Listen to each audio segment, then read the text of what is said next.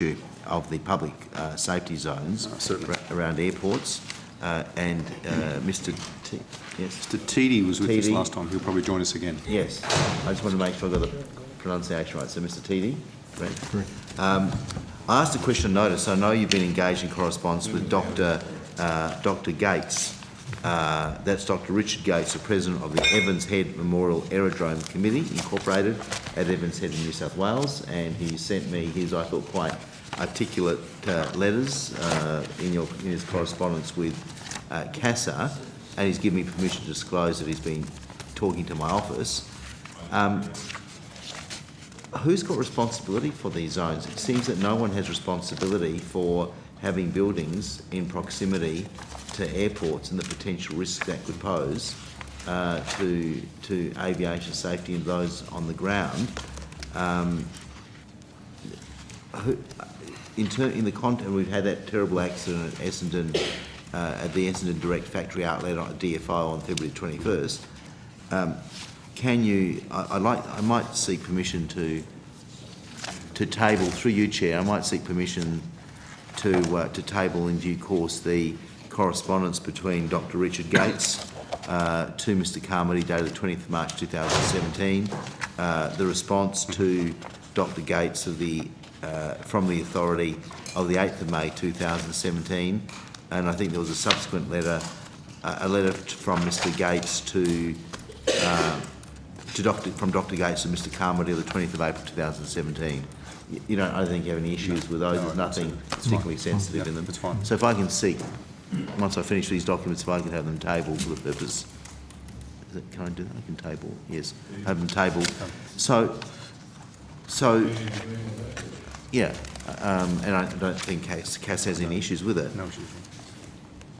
Dr Gates was quite frustrated in the sense that he said he'd be interested to hear how Mr Tiede drew the conclusion that in the case of this accident, Essendon, a public safety zone protected area, would not have played a part in the role of this accident. He asks what policy and what empirical material did he draw on to reach this conclusion. Please provide an explanation of the processes which were reached to reach this conclusion. And I don't think Dr Gates asked an unreasonable question there.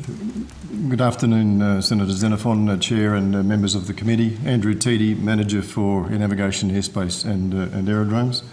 I'm familiar with the information that Senator Xenophon's been offering. The response letter brought to Dr Gates' attention the lack of a federal description or definition of a public safety zone, the lack of a Victorian state definition or description, and therefore the hypothetical use of Dr Gates is from New South Wales. Yes, but was that in the Essendon sense? Yeah, sure. There was no Victorian definition of a public safety zone. I applied the Queensland parameters as a hypothetical to the Essendon runway, and concluded as I expressed to the Senate last time. So, the question he asked you: what empirical material did you draw on to reach that conclusion that having a public safety zone protected area would not have played a part in the role of the accident at Essendon on February 21st? Yeah, I don't think you've answered that, or have I missed something? Just to be clear, the Queensland legislation specifies a set of parameters for the dimensions of a public safety zone. Those dimensions were applied at the end of the Essendon runway. Sorry, we're at cross. I understand. But I'm asking, what does CASA's view? I'm not so interested in the Queensland legislation. I want to know what CASA, as the peak air safety regulator in this country, says about public safety zones. Should there be a public safety zone? At what point, what building, at what distance should there be from the end or on approach to a runway between buildings, and what size of buildings in the context of ensuring maximising public safety? Well, Senator, we were, I think, at cross purposes, because I think Mr Tiede was responding to the questions in the letter. my colleagues from the department might have a view on public safety zones, but No, but I'm asking you as the peak regulatory body. we're involved in the National Airport Safeguarding Framework, which is developing public safety zone discussions, and So that's how chaired far by, away and are we that's from that? chaired by the department. Well, Senator. how far are we away from that? Senator, the Commonwealth's position is we believe there should be runway and public safety zones established. We're seeking to do that. At the March meeting of the National Airport Safeguarding Group, jurisdictions agreed to proceed with public and safety zones. We're hoping to conclude that work by the next meeting of that in August this year. So what's the deadline? Will there be some? I mean, I would have thought CASA's views on this would be quite pivotal. They are, and we, in the Well, who else's views would be pivotal on this? I would have thought CASA's would have had a lot of weight on this. CASAs do, and clearly, as you will appreciate, the state planning authorities ultimately, we are making it clear to them that there needs to be public and safety zones put in place.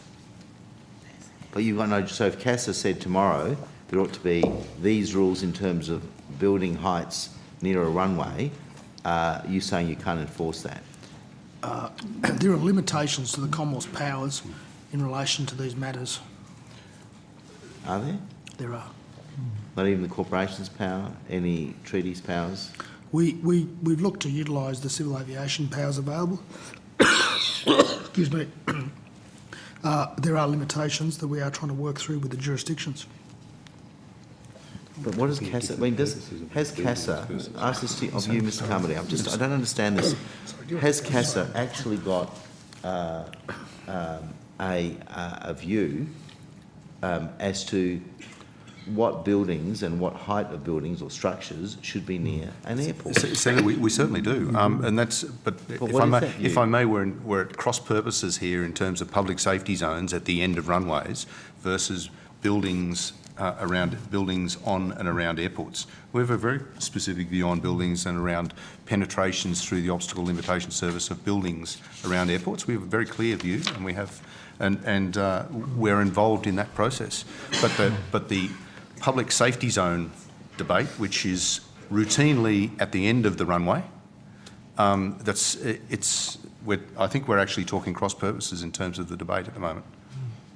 So we're actively involved. If you look at, if you use Essendon as an example, and the buildings that are on site at Essendon, for example, or any other airport, or Canberra Airport for that matter. So you don't have an issue? We have a view. We always have a view. You have a view? We have a view. So do you think that building, do you think the DFO outlet at Essendon at the end of the runway, in the proximity of the end of the runway, would that meet your criteria for fulfilling CASA's views as fulfilling safety criteria for having a building of that size, of that height, in that proximity to the runway? Currently, my understanding is it would, Senator, and there was a building there prior to the DFO building.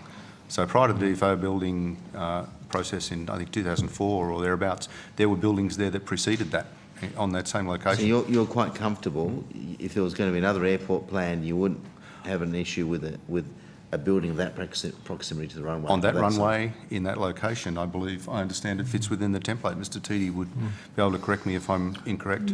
So, Senator, would you set the template? Is that your template? The CASA's interest is in the safety of air navigation piece of this. There are obstacle limitation surfaces in very broad description around an airport, starting from the runway out to 15 kilometres, like an upside-down wedding cake. The takeoff climb surface extends off the runway in a straight ahead thing for 15 kilometres, climbing at a slope that's dependent on the specification of the runway, and so this in significant part overlies the public safety zone third-party protection apparatus that's talked about. The DFO complex fits under the obstacle limitation surfaces, and so it meets the So do regulatory... those obstacle limitation services need to be reviewed in light of the DFO accident? The obstacle limitation services are drawn from some quite detailed ICAO specifications, International Civil Aviation Organisation specifications that are very detailed, very long-standing. We model ours regulations on that information. ICAO is in a process of reviewing the OLS, and the issue with that, of course, is that any outcomes are sometime downstream. CASA participates in that work of ICAO as a member of the working group that's looking at this. But you're not bound by ICAO. You're saying you are bound by ICAO in terms of recommendations for buildings in the proximity of airports. These are standards of ICAO, and yes, we have incorporated into our laws, and we follow the ICAO specifications in their Annex 14, the Aerodrome's annex. We transfer. We routinely follow their standards and recommended practices, Senator, unless we notify a difference.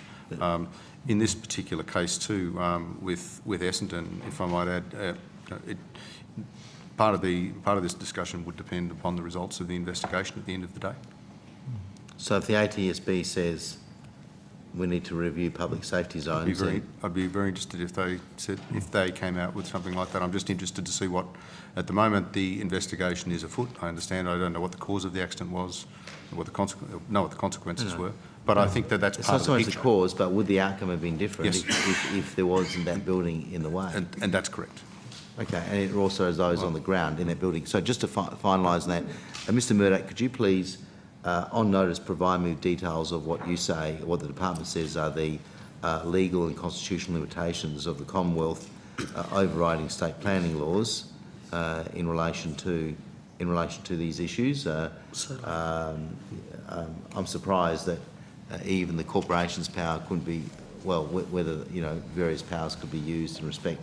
We'll provide you an update on where the work on public end safety zones has reached Okay. and the legal position. And